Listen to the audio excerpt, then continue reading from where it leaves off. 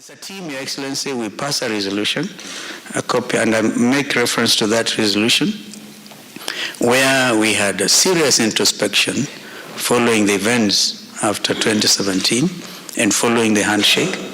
And we said that we are the third ranking political party, Your Excellency, after Jubilee, ODM, and then Wiper.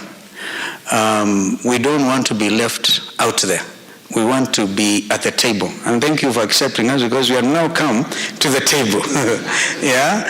And so that we had a serious open discussion when we said we will support His Excellency the President in his fight against corruption, and reservedly from the floor of the Senate, from the floor of the National Assembly, from every county floor. And we also stand with you in uniting the nation and doing away with the ghost of tribalism, because election time in this country has become wartime. We really must help you to unite this country. And we also said that we, of course, building the Bridges Initiative, we appreciate a member of this party participates. And so over all these issues, including your Agenda 4, which we recognize as a building pillar towards achieving Vision 20. Came to Makwani when we were launching the Standard Gauge Railway. You agreed to do one very important thing, is give titles to those people. And trust me, that is something that you have done that will live in their memories long after, because it's a legacy. So we are here to say that we're willing to work with you. We might be very few here, but this is easily a group that you can use for purposes of your strategy and brain power for the things that you want to advance in the food security. Number 3, Your Excellency, is just to re-emphasize the issue on maize. Right now we have harvested in the entire region except Trans Nzoia, which is starting now. The cereals boards are full to brim, so farmers will not deliver. I want to urge Your Excellency that your government designs a policy. Maize that filters in from Uganda and Tanzania cannot destabilize our cereals market. It is maize from outside, from Mexico, from Ukraine, from South Africa, that destabilizes the farmer. So if we can be able to check that. But more importantly for the maize farmer, Your Excellency, if your agriculture ministry can restore GMR, guaranteed minimum returns for the farmer, where government cushion the farmer, plant maize, but will take at this price. My 4th point, Your Excellency, is the subsidy on farming. When you give out fertilizers, like Governor Haemba said, let it not be limited to maize, because the farmers of coffee, they need this fertilizer. The farmers of cotton, they need this fertilizer. Let subsidies be available to all farmers so that production in all sectors can be able to grow. Tukubaliane that our politics doesn't have to be the politics of exclusion. That lazima tushinde kwa sababu tukishinda hatutakuwa kwa serikali. No, it must be inclusive.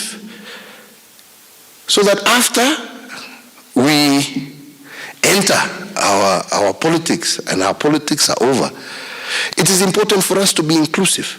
And that is why I've reached out to my brother, Stephen, said, come, let's work together.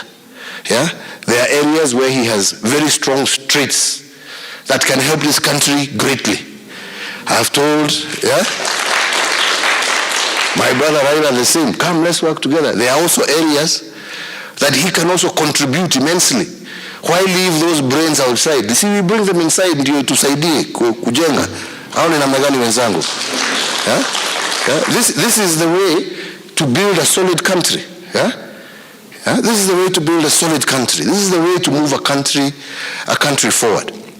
And we've had an opportunity before we came out to discuss a number of issues that affect the counties where you come from. But I can also promise you that we were not just focused on issues related to Kambani. We were also talking about matters that affect the country as a whole. Because he's a national leader and he needs to look at the country in its totality. So yes, we were doing specific things about the things that concern you, which we went through, but we were also discussing larger issues that relate to the country in totality, to our region, and how we can better position ourselves as a country going forward. And we can't do that with disunity and disharmony.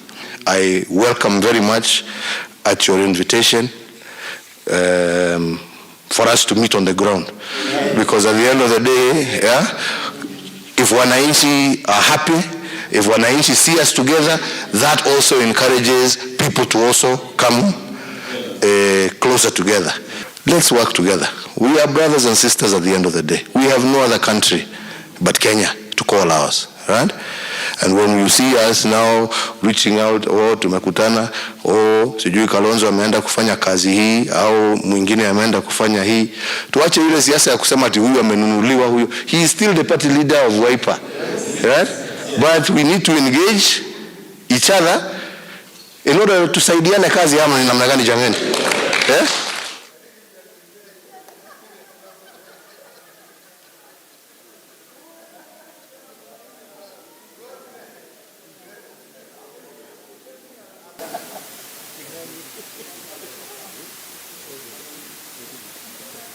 Asante sana.